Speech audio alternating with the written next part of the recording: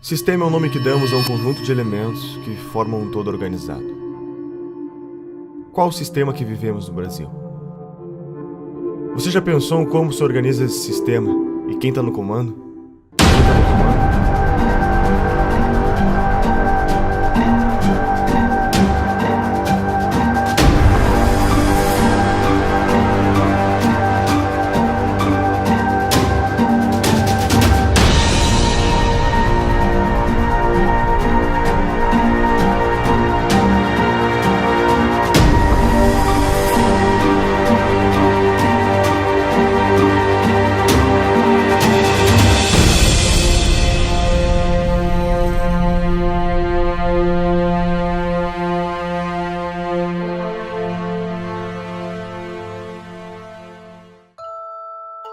Será que o que vivemos hoje é apenas uma grande farsa, onde a cada 4 anos temos que escolher sempre entre 2 lados da mesma moeda? Estaria todo o sistema político infectado com o mesmo vírus? A história da nova democracia brasileira se confunde com o crescimento dessas ideologias de esquerda, pois os mesmos protagonistas que pautavam por esses ideais foram os que fundaram a nossa Constituição de 88, e são hoje os que estão à frente dos grandes partidos políticos no Brasil. Poder é fazer com que você seja obedecido, exercer sua autoridade por meio da influência ou da força. Existem 3 formas de exercer o poder em uma sociedade: o poder político-militar, o poder econômico e o poder intelectual. O que Marx propunha? O que os marxistas? Qual é o sonho dourado do marxista? Não é que não haja dominação, é inverter a classe dominante e a classe dominada. E para isso é preciso tomar o Estado por dentro. Espero que não tenha passado do point of no return, do estado de coisas além do qual é impossível voltar. Quando mais de 50% da população depende, inclusive economicamente, do Estado, quem votará para reduzir o Estado? Quando o Estado alcança um determinado ponto de grandeza, de tamanho, de custo, começa a se tornar inviável trazê-lo de volta a um tamanho razoável. E é por isso a força também da esquerda por um Estado cada vez maior, ainda que isso seja sustentável. Após a morte de Stalin, principalmente nos partidos comunistas em países democráticos, apostaram que a revolução se daria pela tomada dos espaços nos meios de propagação da mensagem, ou seja, pela conquista do poder intelectual. Conforme Gramsci, todos devem ser socialistas sem que se deem conta. Para se conquistar o poder, deve-se primeiramente conquistar as mentes e os corações das pessoas. E quem ficou com o PT, na verdade, foi o público, digamos assim, a base essencial e original do PT, que foi a intelectualidade, principalmente universitária. O PT surgiu com os intelectuais da USP, junto com o pessoal da Teologia da Libertação, um pouco, e a CUT. Mas ele, muito mais do que um partido de trabalhadores, ele sempre foi um partido de intelectuais, né? Então ele foi realmente o primeiro, digamos assim, intelectual coletivo, no sentido do Gramsci, a chegar ao poder no Brasil, tendo seguido a receita gramsciana exatamente, quase ipsis literis, né? Então vários fundadores do PT são intelectuais que, inclusive, foram os primeiros tradutores de Gramsci, que introduziram o Gramsci no Brasil, Leandro Conder e uma série de outros através da civilização brasileira, né? Então esses caras meio que se desiludiram um pouco com a antiga esquerda mais soviética, mais clássica, né? E fundaram o PT. E o PT começou basicamente com esses intelectuais. A questão da CUT, do movimento trabalhista, foi graças ao Lula, que eles utilizaram mais como um símbolo, mas a base de sustentação, toda a formulação teórica e ideológica do PT foi de intelectuais, né? E aí, durante um tempo, o PT conseguiu se popularizar com a questão do Bolsa Família e tal, conseguiu virar um partido, de certa maneira, popular e populista, né? Mas foi um momento efêmero, na verdade, da história do partido. Tem menos apelo popular do que se imagina normalmente, né? E a prova disso foi o que a gente viu agora nesse final, que realmente o PT retornou às suas bases originais, que é a intelectualidade, basicamente a intelectualidade universitária, pessoal de ciências sociais, ciências humanas e tal. Há uma espécie de hegemonia do pensamento na formação dos nossos professores alfabetizadores. Eu diria que isso começa em meados da década de 80. E essa formação ela está no cerne do desequilíbrio educacional brasileiro. Os professores são formados nas universidades para aprenderem quem é Paulo Freire, quem é Emília Ferreira, quem é Marx, quem é Lenin, mas não tem a percepção do que é metodologia de ensino com evidência científica, como ocorre no mundo inteiro. Isso não é por acaso. E a tese tanto do Gramsci como os componentes da Escola de Frankfurt e da guerra de posição. Então, as nossas universidades estão majoritariamente dominadas pelo pensamento de esquerda, e é lá que são formados os professores, é lá que é avalizado o livro escolar que vai para as escolas de todo o país. Introduziram o tal do socioconstrutivismo, que hoje sabe que o socioconstrutivismo não apenas imbeciliza a pessoa, mas cria até lesão cerebral. E quem foram os grandes agentes disso? Eu acho que o principal foi a editora Abril, com as revistas Escola, depois chamada Nova Escola e Sala de Aula, que eram órgãos do socioconstrutivismo. Por aí que entrou Emília Ferreira, Celestin Freinet, toda essa porcariada socioconstrutivista comunista entrou no Brasil através desse, porque era o único órgão que alcançava todos os professores no Brasil. Então, alguém culpou eles pelo que aconteceu? Não, eles não têm culpa nenhuma. O que acontece? Quer dizer, nós estamos saindo aí de quase 2 décadas, 20 anos de governo esquerdista.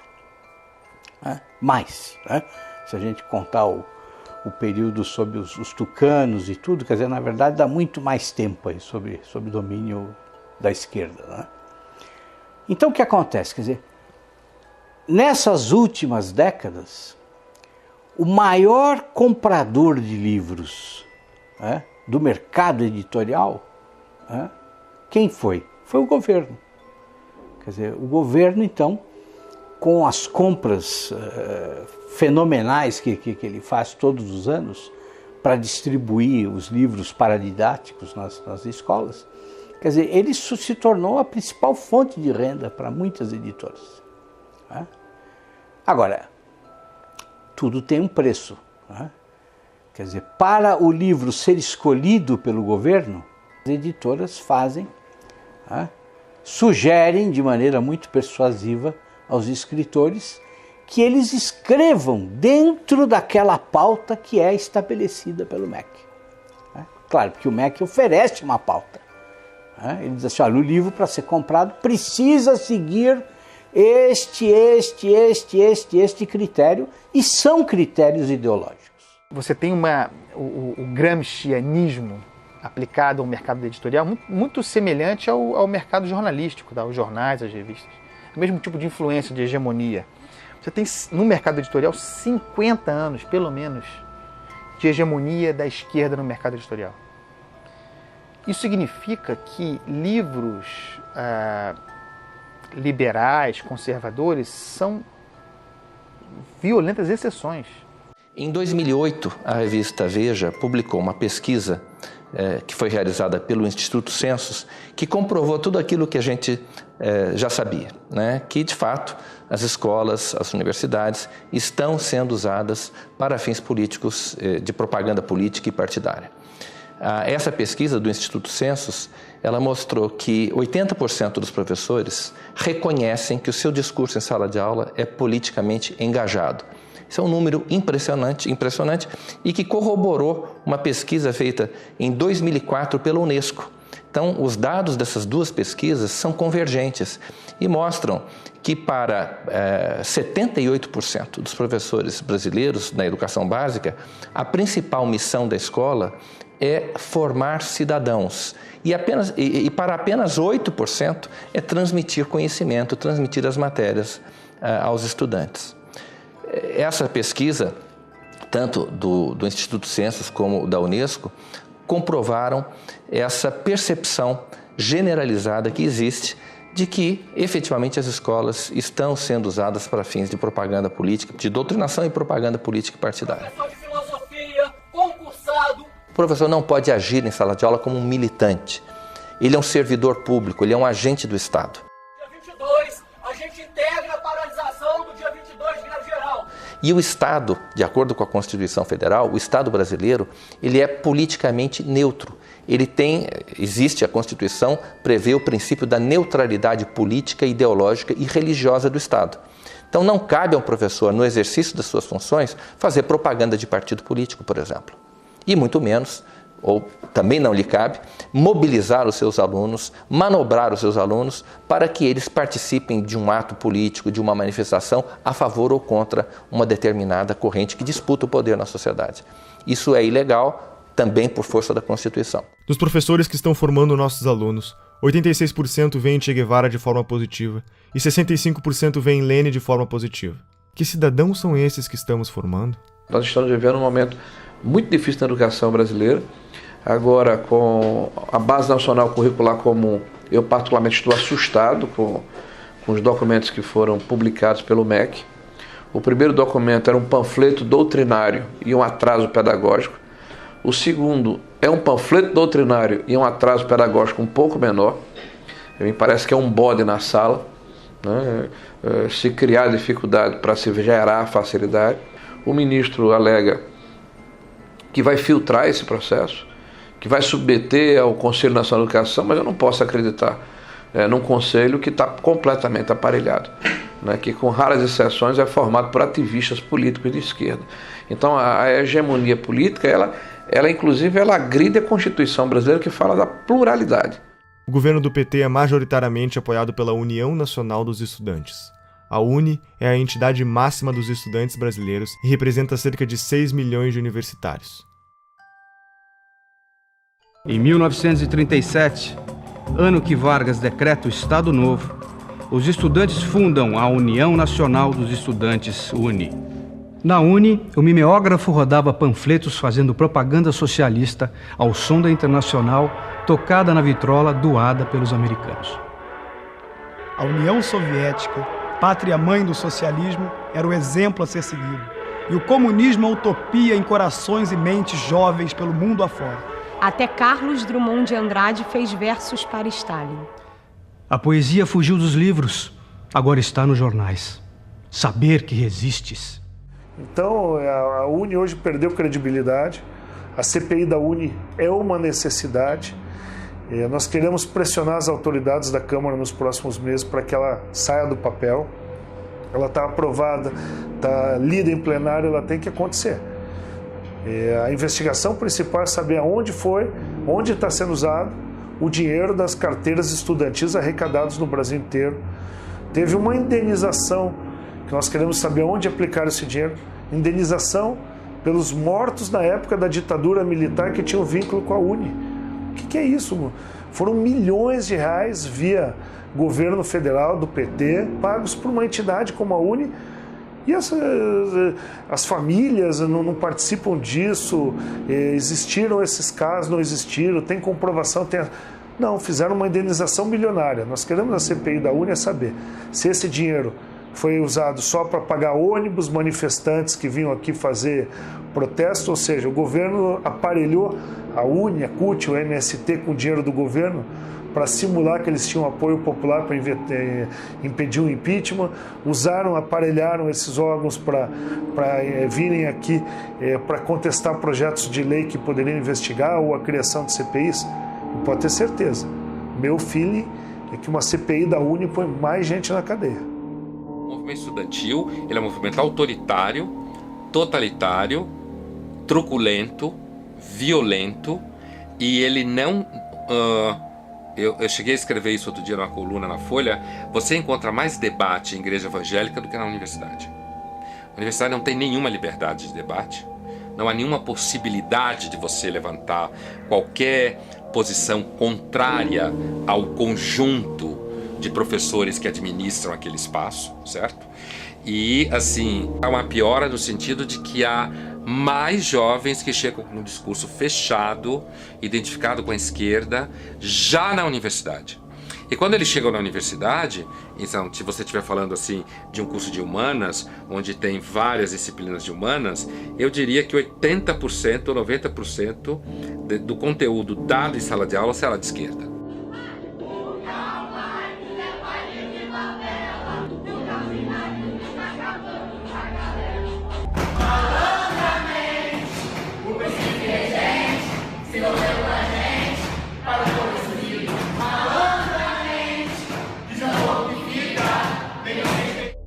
Tomar o Estado por dentro significa mudar a lógica de funcionamento, por exemplo, do Ministério da Educação.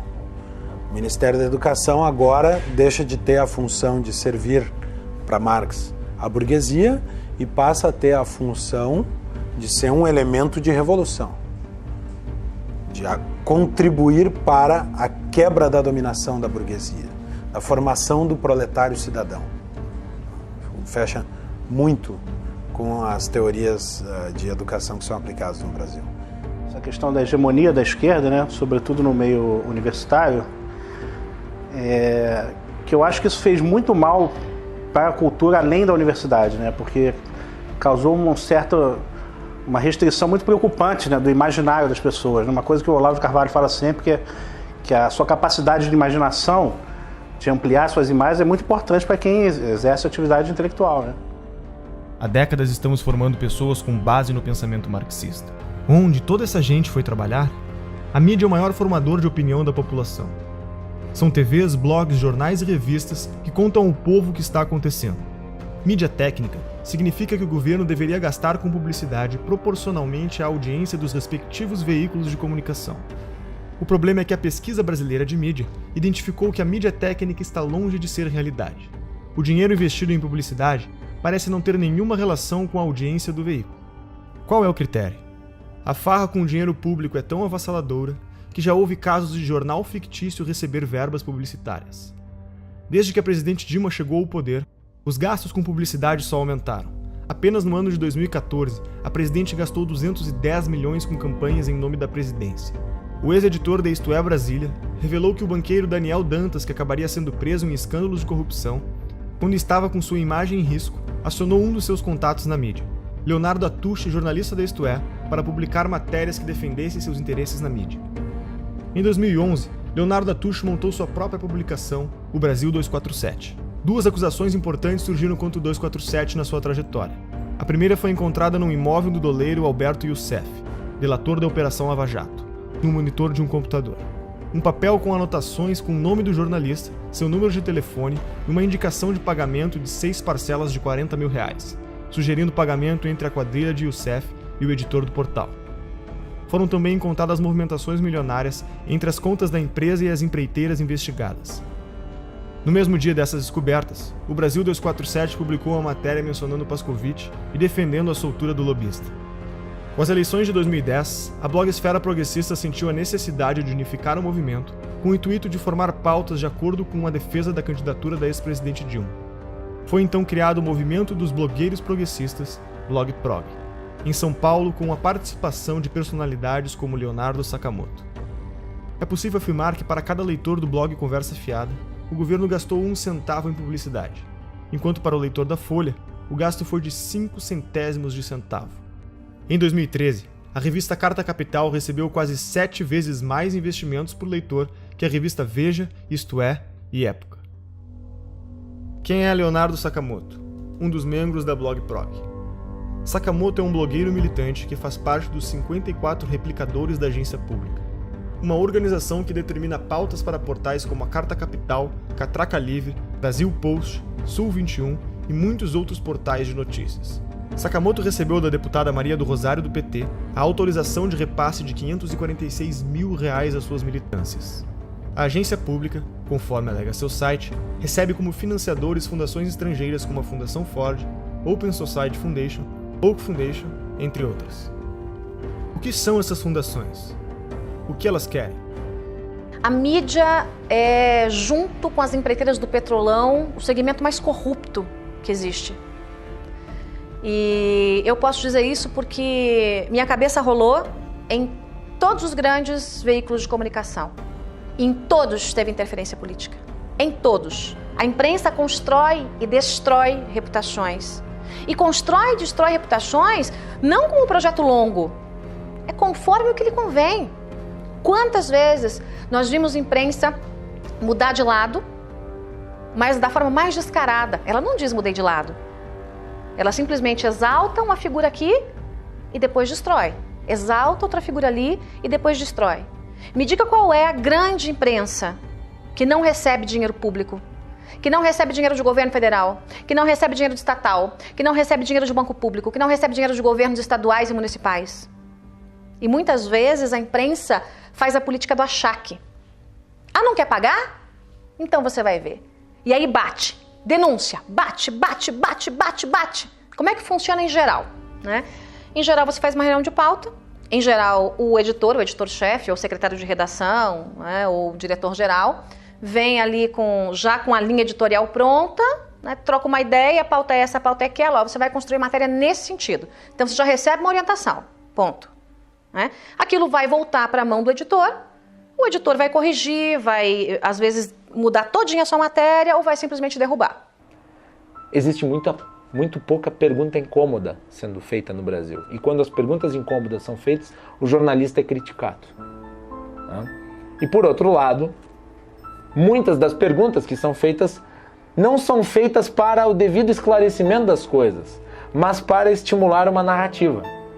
Às vezes uma narrativa ideológica, na maioria das vezes uma narrativa ideológica. Né? Em relação aos protestos que nós tivemos ao longo de 2015 e 2016 contra a Dilma Rousseff, contra o Lula, contra o PT, contra a esquerda, contra o esquema de poder que havia se montado no Brasil. A tentativa da imprensa era de vender a tese que estava sendo criada, né, nos grupos acadêmicos, nos centros partidários, nos diretórios de partido, de que na verdade se tratava de um bando de raivosos fascistas que queriam a volta dos militares para o poder. Fazendo uma reportagem sobre um mini protesto que havia ocorrido em favor do impeachment, ainda depois do dia 16 de março, a imagem da notícia era intervenção já. Ou seja, você tenta vender para a população uma coisa que não é. Isso se reflete na cultura. A Lei Federal do Incentivo à Cultura, número 8.313, conhecida como Lei Rouanet, foi criada durante o governo Collor e é o principal mecanismo de financiamento e incentivo à cultura do país. As empresas podem investir até 4% do valor de seu imposto de renda, recebendo o valor em forma de desconto e patrocinando projetos culturais. O Ministério da Cultura deve aprovar o projeto, para então o responsável poder captar o dinheiro. Já parou para pensar quem escolhe os projetos que são selecionados? E que projetos são esses? O grande problema são os editais. Nos editais existe uma comissão que vai julgar os projetos submetidos, né? Então, quais são os critérios da comissão? Aí tem lá uma série de critérios teóricos que eles têm que seguir, né? Mas na prática, a questão ideológica vai sempre prevalecer. Por quê? Porque a maioria das pessoas que participam do julgamento de editais são pessoas de esquerda. E não é só de esquerda socialista mesmo, entendeu? Não é esquerda... essa é a tendência. Então, você achar uma pessoa que, nesse tipo de edital, que não seja assim, é raríssimo. Você me perguntar quem faz parte de julgamento edital e que não é socialista, eu não vou saber dizer. E olha que eu conheço muitas pessoas, né? Então, o critério ideológico vai sempre prevalecer. Então, por exemplo, no meu caso, se você quer fazer um filme sobre Olavo de Carvalho, eu poderia passar 30 anos tentando, submetendo aí, nunca ia passar, jamais, entendeu? A Lei Rouanet se tornou um meio legalizado de desvio de verbas públicas. O incentivo à cultura, cuja proposta inicial era financiar projetos de novos artistas, passou a ser destinada a artistas já consagrados que não precisariam de lei para se manter.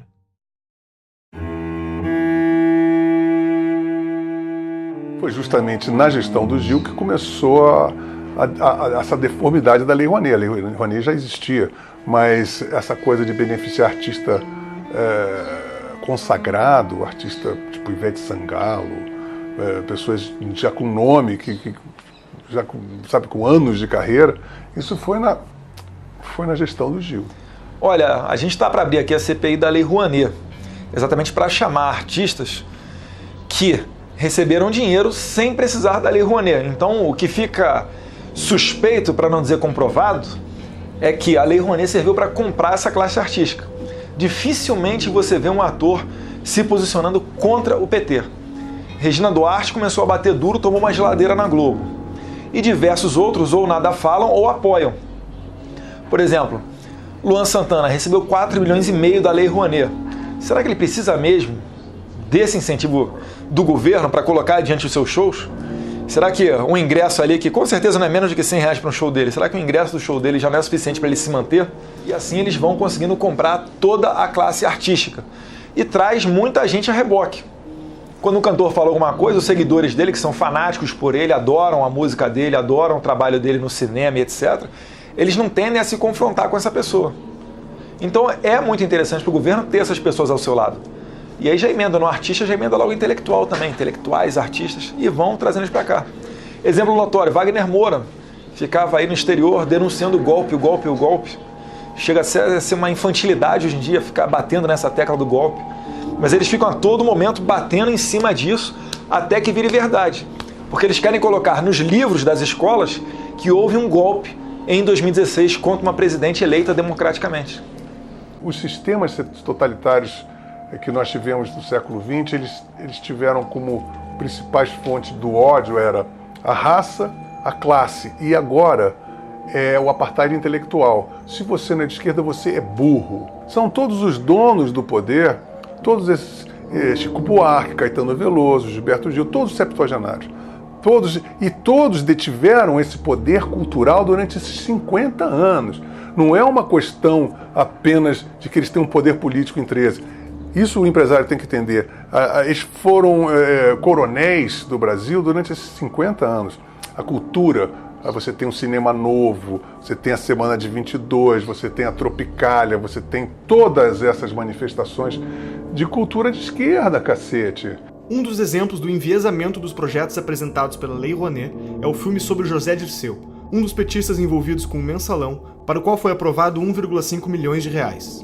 O deputado do PSOL, Jean Willis, também vai virar documentário. Será financiado por 842 mil reais do dinheiro público. O filme do Lula foi financiado em 12 milhões de reais, por empresas que entre elas constavam Camargo Correia, OAS e Odebrecht. Esses são apenas alguns dos exemplos do destino dos mais de 15 bilhões de reais investidos pelo PT através da Lei Rouanet. Na prática, o que vemos é que o dinheiro segue a ideologia.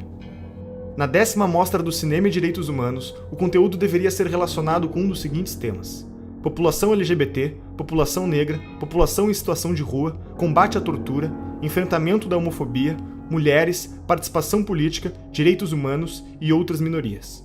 A maior parte do dinheiro vem das estatais. A Petrobras gastou mais de 400 milhões de reais na última década para aprovar projetos como o Projeto Pai e Filho, que conta a história de um homem aprisionado e oprimido pelo poder do pai que procura enfrentá-lo para quebrar a hierarquia da família.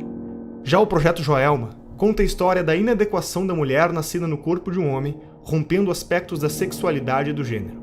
O rapper MC Guimê, que fatura mais de 300 mil reais por mês, teve autorização de captar via Lei Rouanet mais de 500 mil reais para a produção de um DVD. Luan Santana conseguiu aporte de 4,1 milhões de reais para cobrir sua turnê e Cláudia Leite aprovou a captação de 6 milhões de reais para fazer shows no litoral norte do Brasil.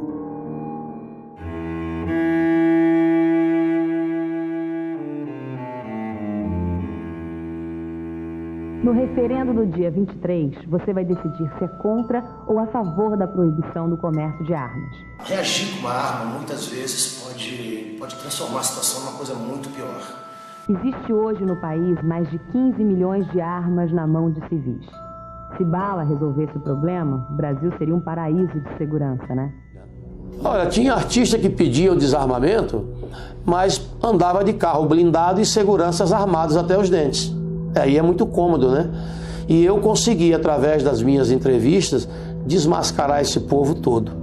O Ratinho, por exemplo, eu lembro quando eu fui lá debater no programa dele, antes de entrar no programa, eu dei uma volta nas imediações do estúdio e comprovei que o carro dele era blindado. Comprovei que ele tinha 3 seguranças armados. Ele não tinha o direito de defender o desarmamento do povo quando ele não precisava disso, né? Outra, a Angélica, para você chegar no condomínio dela, a 300 metros você não conseguia chegar. Segurança totalmente armada, quer dizer, qual a legitimidade dessas pessoas que têm essa segurança ao seu redor pode dizer que você não pode usar uma arma de fogo?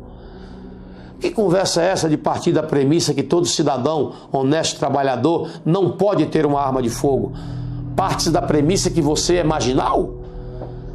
Se você acredita que vestir uma camisa branca com a pombinha da paz vai salvar a sua vida, use.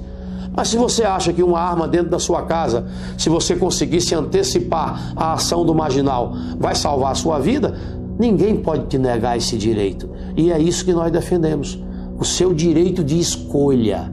Se você quer, cumprindo os requisitos, você tem direito garantido. Coisa que, infelizmente, o governo do PT retirou isso do povo brasileiro. A violência pode ser usada para o bem ou para o mal. É que nem arma. A esquerda adora falar que a arma mata. A gente está num país que a gente sabe que tem mais arma que habitante e que a segunda emenda, que é o direito de legítima defesa, é sagrado. Quando a gente vê a discussão de desarmamento, de Obama e companhia, não tem nada perto com o modelo brasileiro. O acesso do bandido às armas já se dá na ilegalidade. Quem segue a regra foi eu. Fui eu que passei por um processo ultra mega burocrático de 5 dias úteis que você precisa esperar de background check aqui nos Estados Unidos. 5 dias úteis. Você vai lá, compra a tua arma, que aliás custa mais ou menos 1/4 do que custa no Brasil, 1/5. A arma no Brasil custa 4, 5 vezes mais caro. Você compra a arma, espera 5 diazinhos e vai lá buscar. Foi o processo burocrático que levou. E não tem nenhum custo de despachante, R$1.000 de licença para cá e para lá, não tem nada disso. Porque é um país que entende um direito básico do indivíduo de legítima defesa. Todos os países onde surgiram os grandes ditadores, uma das primeiras providências dele foi desarmar o cidadão. Hitler, Mussolini, esse cretino da Venezuela, são medidas adotadas para que eles não tenham resistência da sociedade. Só eles podem ter arma. Os países socialistas tendem a essa centralização, ao domínio com mão de ferro de todos os recursos do país. E isso eu acho muito perigoso, porque se esse controle centralizado cai nas mãos de uma pessoa com um caráter duvidoso, com intenções não lá tão boas, ele domina o país inteiro. Mas se for tudo descentralizado, é difícil que se instale, por exemplo, uma ditadura. Penso que é mais difícil. Inclusive, se a população estiver armada, é mais difícil que um governo imponha uma vontade que não corresponda à vontade do povo, se esse povo tiver condições de reagir. Agora, qual é a primeira coisa que se faz quando se quer dominar um povo? Desarma esse povo. O Instituto Sou da Paz, que trabalha pela redução da violência, acha que menos armas resultam em menos mortes. O que a gente precisa fazer é reduzir essa quantidade imensa que tem de armas circulando nas nossas estações.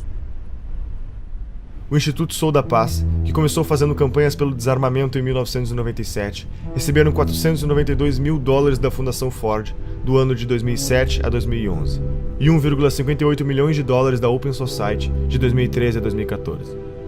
Que ONGs são essas? O que elas defendem? Lembra de Saul Alinsky? Segundo a CPI das ONGs realizada em 2007, foram apresentadas mais de 13 bilhões de gastos de diferentes esferas do governo. Para sindicatos foram repassados R$495.698.000. Segundo a CPI, 81 milhões foram encontrados sem justificativas de gasto. Nilcea Freire foi a responsável por coordenar as operações da Ford Foundation no Brasil. Foi convidada por Lula para ser ministra da Secretaria de Políticas das Mulheres e também foi reitora da Universidade Estadual do Rio de Janeiro. Foram mais de R$2 bilhões investidos em ONGs com posicionamentos de esquerda. O coletivo Leila Diniz tem como definição realizar uma luta antissistêmica contra o capitalismo, o racismo e o patriarcado. Receberam $120 mil da Fundação Ford. Por exemplo, a doutrina de gênero, né, que é uma tese esdrúxula aí, que vem desde a escola de Frankfurt, de uma maneira muito forte, com o movimento feminista, né, de destruição da sociedade atual. Né, isso é uma tese muito bonita quando eles colocam assim para dourar a pílula, mas o que está por trás disso é um ovo de serpente, é um cavalo de Troia. Né? Eles querem destruir a família como um processo de transformação da sociedade e para criar não sei que mostrengo lá na frente. Né? A Universidade Livre Feminista, que tem como definição ser um projeto feminista construído de forma coletiva e colaborativa, receberam pelo menos $900 mil da Fundação Ford. A organização Afrografiteiras é um curso de formação em artes urbanas voltado para o protagonismo da mulher afro-brasileira. Receberam pelo menos $100 mil da Fundação Ford. E o Encontro Paranaense de Direitos Humanos é vinculado à Organização Terra dos Direitos vinculados ao MST. Receberam mais de 2.500.000 reais da Fundação Ford. E para onde mais nosso dinheiro vai? O imposto sindical obrigatório é uma exclusividade brasileira. Não existe em nenhum outro país do mundo. Se você trabalha com a carteira assinada, sustenta a CUT. Além disso, as contas da CUT e de outras centrais sindicais são sigilosas. Não existe nenhuma obrigação dos sindicatos darem satisfação sobre como empregam o dinheiro que recebem do imposto sindical.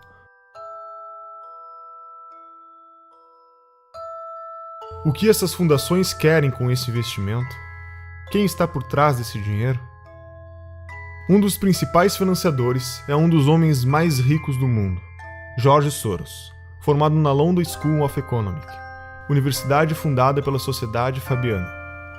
Soros é conhecido como o homem que quebrou a Inglaterra ao lucrar $1 bilhão em apenas um dia apostando contra a moeda britânica. Já foi presidente do CFR, o mais poderoso think tank americano considerado uma antessala da Casa Branca. Atua em organismos internacionais, foi um dos maiores doadores da campanha de Barack Obama, luta pela libertação das drogas e dá dinheiro para revoltas e revoluções nos 4 cantos do mundo, mudando toda a mentalidade dos jornalistas e estudantes para o politicamente correto. Quais são os objetivos de George Soros? Capitalista não necessariamente seja alguém que defende o capitalismo. O cara só vive no capitalismo. Por exemplo, é como você dizer que, sei lá, Cuba é um país socialista. Não quer dizer que qualquer cubano é um socialista. Vive no socialismo. Mas não quer dizer que ele defenda. Grandes movimentos, como Occupy Wall Street, são financiados por gente como, por exemplo, a Fundação Bilderberg, Fundação Ford, George Soros, que eu comentei num podcast recente no meu site. Porque essas pessoas são o que a gente chama de metacapitalista, ou seja, alguém que funciona como capitalista sem ser, de fato. George Soros é um hiperinvestidor, um cara que entende tudo do mercado. Por isso que até é uma bobagem que muita gente faz, tentar ficar ensinando leis de mercado achando que vai ir contra alguém. Esses caras entendem mais de lei de mercado do que todos os liberais juntos. Eles são o mercado. Agora, ele não acredita naquele negócio, ele quer poder. E eles não pensam de uma maneira individual, ou seja, eles não pensam como indivíduo, tipo, eu quero ter poder para mim. Ele está construindo um projeto de poder ali, para, às vezes, daqui a 100, 200 anos. Essas fundações são assim. Rockefeller em qual geração? Nem sei mais qual. Eles começaram lá atrás. Vivemos em um capitalismo debilitado, sufocado pelo governo, chamado em inglês de crony capitalism. O governo regula diversos mercados. Agências reguladoras como a Anatel não deixam você ter escolha no mercado de telefonia. E a Ancine define uma cota de conteúdo nacional nos cinemas e nos canais de TV por assinatura. 11 milhões de pessoas trabalham para o governo brasileiro. Eles são pagos com o dinheiro da arrecadação de impostos. Todos esses funcionários têm salários vitalícios e não podem ser demitidos sem justa causa. Os nossos 513 deputados federais podem ter até 25 assessores. Contam com auxílio moradia, 14º, 15º salário e cotas de gastos parlamentares, que englobaram o auxílio paletó, uma ajuda de custo para comprar ternos que em 4 anos gastou 252 milhões de reais. E outros 600 mil cargos de confiança do governo. Esse mecanismo abre brechas para a corrupção ao criar um mercado de cargos, usado como moeda política em negociações de alianças partidárias. 1/4 dos funcionários em cargos de confiança eram filiados a um partido, e 80% deles era do PT. Todos os ministros do STF têm direito a motorista particular, o que não ocorre, por exemplo, na Suprema Corte Americana. Segundo o Portal da Transparência, só em São Paulo há 311 motoristas à disposição dos juízes. A Câmara Municipal tem 26 motoristas, 13 garçons, 7 auxiliares de cozinha, auxiliares de serviços odontológicos exclusivos, cirurgiões, dentistas, oftalmologistas, lubrificadores de veículos e vidraceiros. Isso são alguns exemplos de quem compõe o Estado brasileiro. Como resultado disso, grande parte da população tem como meta fazer parte do Estado passando em concursos públicos. Os gastos do governo federal, estaduais e municipais com o funcionalismo público somam 12% do PIB, totalizam 255,3 bilhões do dinheiro do povo em 2015. Tudo isso para serviços com índices de insatisfação elevado no Brasil. Nos últimos 13 meses, nossos governantes gastaram 544 bilhões a mais do que arrecadamos, 10% do PIB brasileiro. As maiores empresas estatais como a Petrobras, Caixa Econômica Federal e tantas outras apresentam um prejuízo de 60 bilhões e escândalos de corrupção como o Petrolão, o escândalo dos Correios e outros tantos golpes citados pela Operação Lava Jato e pela história do Brasil. Acho que hoje em dia não resta a menor dúvida que a gente está numa atmosfera totalmente comunista. Né? As pessoas são comunistas. O comunismo tem anticorpo porque eles têm uma dialética que não se sustenta, então eles vão trocando de preferências. Agora, tem coisas importantes para a gente realçar aí. Você vê que a Rússia, que está fantasiada de ortodoxa de direita, está criando o maior exército do mundo com a China. Né? E dizem que essa aliança está por trás de todo esse Fórum de São Paulo. Que eles querem restituir a cortina de ferro com o Fórum de São Paulo. O Foro de São Paulo é a instituição que organiza a estratégia socialista na América Latina. Olha, a Internacional Comunista ela se reúne de tempos em tempos. Por exemplo, em 2005, se não me falha a memória, teve uma reunião em São Paulo e, inclusive, o líder do PSDB à época, o Aníbal Mendonça, ele era deputado ou senador, fez uma nota lamentando, né, que houve uma reunião da Internacional Socialista e não foi convidado o PSDB para fazer parte. E o pessoal ainda insiste em falar que o PSDB é um partido de direita. Não, o PSDB é um partido de centro-esquerda, são sociais-democratas. A esquerda nunca se preocupou muito em definir o que era a palavra, o que era cada palavra que ela estava usando. Na verdade, existia muito essa ambição de você ser contra alguma coisa, de você unir todo mundo, e estamos juntos nisso contra alguma coisa, então estamos no caminho certo. Né? Só que eles não diziam exatamente para onde que estavam indo e iam causando uma série de tumultos pelo caminho. Então estavam vendendo um futuro hipotético, em nome do qual todas as ações no presente seriam justificadas. Aquilo foi muito fácil de entender e de aplicar aqui no Brasil, porque o debate público estava cheio desse pessoal propondo isso. E eu lembro quando tivemos a ideia de construir o Fórum de São Paulo. E aí veio a ideia, conversando com os companheiros cubanos no primeiro momento, de fazermos uma reunião da esquerda latino-americana. Tanto que muitos latinos-americanos conhecem Paulo Freire, e ele dizia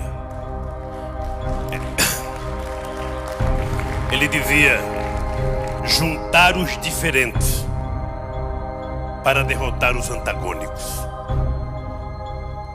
E nós, que uma das forças políticas que mais contribuiu para que nós chegássemos a construir o que nós construímos, foram os companheiros do Partido Comunista Cubano, que sempre tiveram paciência e experiência de nos ajudar. Não, fala-se, eu não acredito nisso, mas eu quero colocar isso na entrevista, de uma aliança, de um eixo Chaves, Fidel e Lula. Ô Boris, você sabe que isso é no mínimo uma piada de mau gosto, claro. E eu te aconselho até não repetir isso no vídeo. Violou, 10 anos atrás, você podia prever, por exemplo, uma América Latina assim: Fidel, Chávez, Morales, Bachelet, Correa, quem mais? Todos de esquerda na América do Sul. Você podia prever que isso ia acontecer? Prever não, mas nós já lutávamos por isso e já trabalhávamos por isso, inclusive porque nós criamos o Fórum de São Paulo, que lutava para isso. Depois criamos ainda o Grupo de Marbella, que é o nome da cidade, do hotel onde nós fomos no Chile, que se reuniu. Todos depois foram eleitos presidente da República. Todos foram.